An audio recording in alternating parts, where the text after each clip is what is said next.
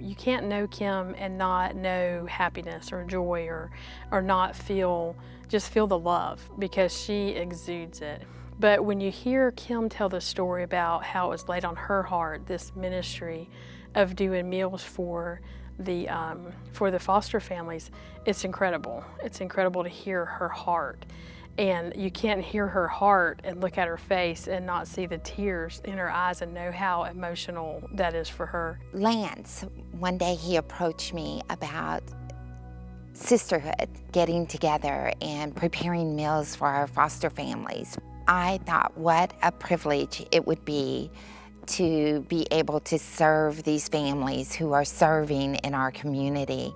We decided that we were going to prepare 4 freezer meals a month to help lighten the load of the daily activities of these families. So when she called and said, would it be possible, can we use First Baptist Church kitchen? My response was like, of course. I spoke to Laura, and when I first called her, it was just amazing how gracious she was and how open she was to allow us to use their facility. It's just a bomb diggity kitchen, and we can get together, and it has everything we need. She was like, whatever you need, let us know. If you run out of something, if we have it, you use it. It was like the church working together, the big C. Another thing about Laura was she's just so awesome. Whenever we get here, she has the AC turned down because she knows that kitchen gets hot. She has the fans going for us. And she even says, Kim, if you're making pasta today, let me know and I'll start the water to boil. It's a beautiful blend of 2 churches in the community coming together for one common purpose, to serve those in our community. How it's touched me or us here at First Baptist has just been seeing the ladies come and work in the kitchen, because they're coming and they're working. Those girls, they work hard for like 3 or 4 hours, and they are nonstop until they're walking out the door. And to me, that's what's really impressive, when you have so many people and their hearts are driven towards helping people and then helping families and kids.